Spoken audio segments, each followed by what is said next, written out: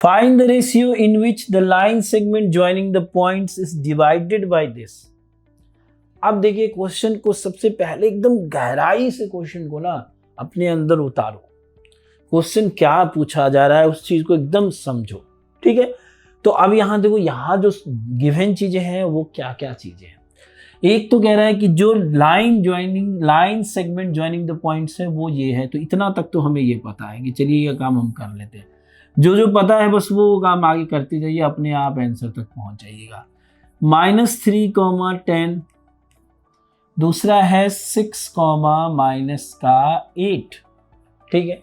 अब जो ये डिवाइड करता है ना, ये पॉइंट्स ही हैं। जो पॉइंट्स अभी तक हम पी का पॉइंट्स एक्स और वाई निकालते थे वो इस बार गिवन है। तो ये गिवन जो पॉइंट्स है वो पी पॉइंट्स है और ये -1, 6। तो अगर हम इनको एक्स वाई के टर्म में लिखना चाहें तो हम क्या लिखेंगे इनको, ये x1 y1 होगा, ये x2 y2 होगा, ये xy होगा, ऐसा कुछ। तो कहानी जहां पर है वो कहां है कि हमें रेशियो फाइंड करना है। तो जो रेशियो फाइंड करना होता है इसका मतलब क्या है, हमें m और n फाइंड करना है। जो रेशियो होता है हमारा किस में होता है, m और n में होता है। मैं दोनों को अगर m से डिवाइड कर दूं तो m/n और ये 1 हो जाएगा, जिसे मैं k/1 मान सकता हूं।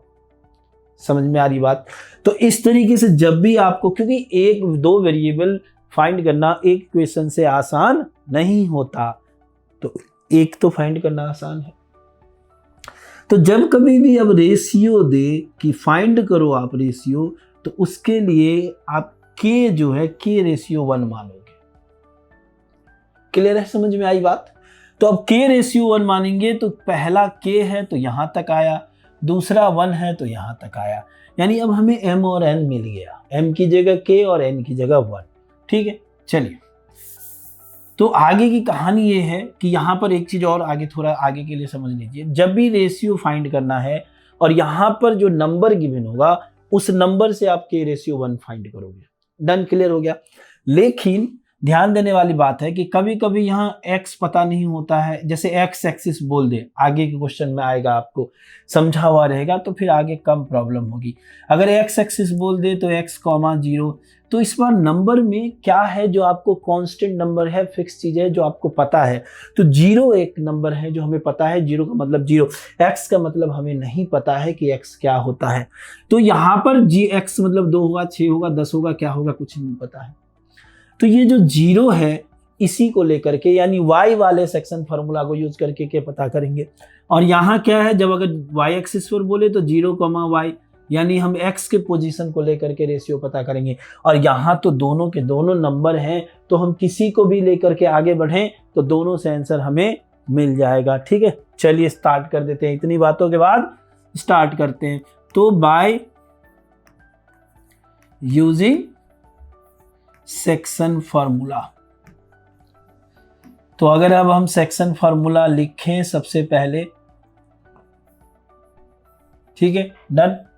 तो क्या है, x = mx2 + nx1 upon m + n, ये होगा। x की जगह क्या है हमारा, -1 = m is k, x2 is 6, n is 1, x1 is -3 and this is k + 1, ठीक है, डन। चलिए आगे है, इनको क्रॉस मल्टीप्लाई किया जाए। थोड़ा सा बात ध्यान रखिएगा, जिनको आता है अच्छी बात है, जिनको नहीं आता है वो यहाँ सब पर भी मिस्टेक कर जाते हैं, सबका पता है, तो थोड़ा ध्यान रखिएगा। क्रॉस मल्टीप्लाई जब कीजिएगा तो एकदम ब्रैकेट का प्रॉपर यूज कीजिएगा, नहीं तो बिल्कुल क्वेश्चन में तबाही आ जाएगी और आंसर गलत हो जाएगा। देखिए ये 6k हो गया और ये -3 हो गया, ठीक है, डन। तो इस तरीके से ये क्या बन गया, -k - 1 = 6k - 3, क्या बन गया, 6k - 3, डन। अब यहाँ पर आप देखो, ये के वाले को एक तरफ भेजो, -1 + 3 6k + k, ये आ गया 2 = 7k, k = 2/7। तो आंसर क्या हो गया? 2:7। यही आंसर है। ठीक है, कहाँ ध्यान देने वो बोला था? जब आप क्रॉस मल्टीप्लाई करोगे वहां पर। ठीक है, बाकी ये क्वेश्चन समझ गए। जब ऐसे अगर रेशियो फाइंड करने के लिए कहेगा तो अब कई बार क्वेश्चन में यही चीज करेंगे तो बिल्कुल ही दिमाग में बैठ जाना है आपको, सब बस सारे क्वेश्चन अच्छे से समझना है। ठीक है,